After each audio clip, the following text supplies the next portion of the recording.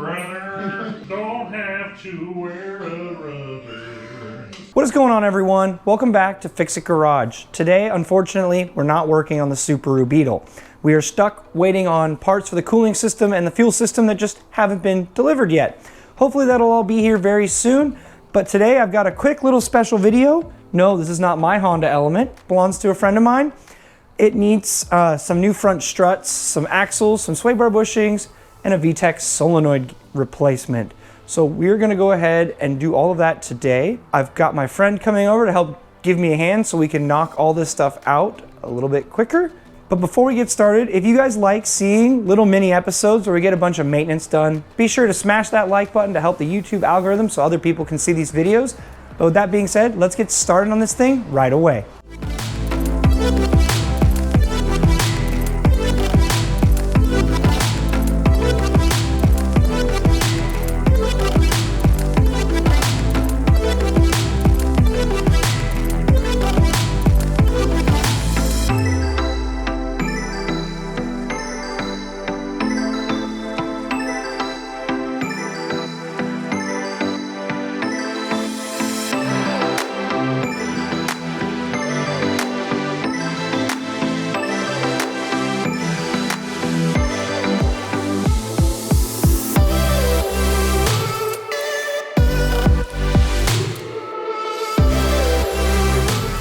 Alrighty guys, so right here we're going ahead and tearing apart the front strut assemblies so we can replace the front struts and the front axles.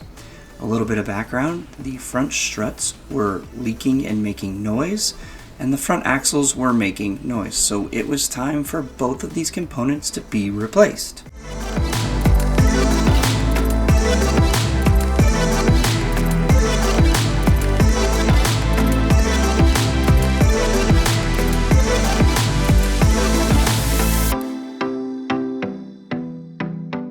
When you have two people working on front struts and axles on an Element, it tends to go pretty quick.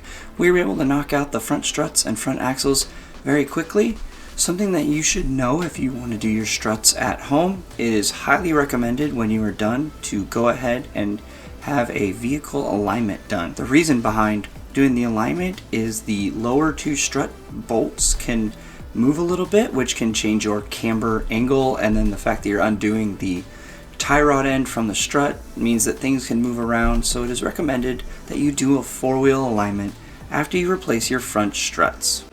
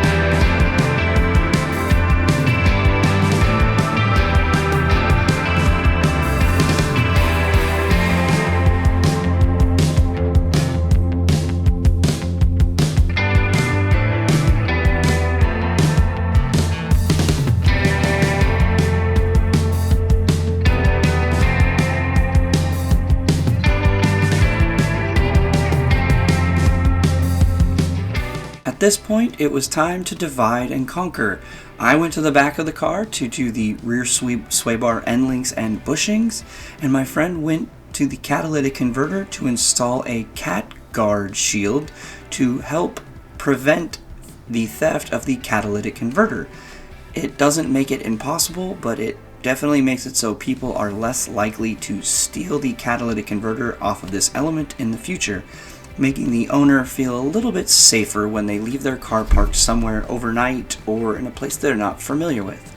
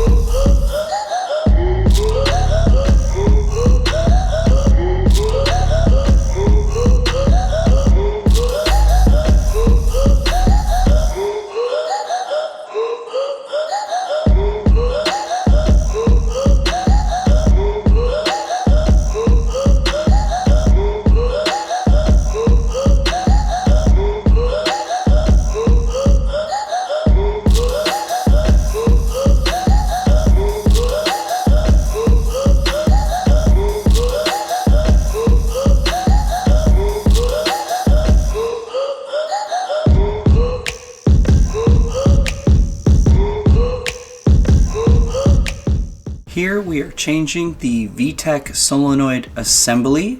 This particular assembly was an aftermarket one that was leaking, and usually we find on the aftermarket ones they tend to fail a little bit sooner. So instead of just replacing the Vtec solenoid gasket, we replaced it with a factory Honda Vtec solenoid that they purchased for us to install.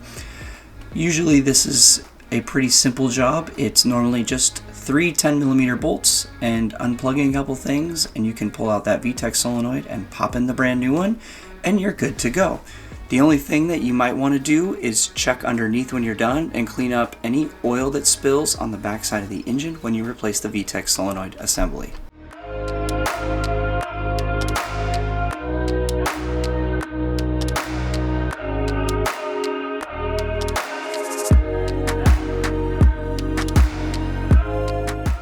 And just like that, everyone, the car is done. We got all the parts replaced, test drove it, made sure that everything worked, everything is good to go. And that is also going to do it for today's video. I want to thank all of you guys for watching. If you like what you saw, don't forget to smash that like button, leave comments and questions down in the comments section below, and please don't forget to subscribe so you guys don't miss any future Fix It Garage videos. Next time, we're going to be back on the Subaru Beetle. As I am doing this voiceover, we have had some of our aluminum arrive, so next time we can start building that cooling system. But with that being said, I want to thank all of you guys for watching, and I will see you guys in the next one.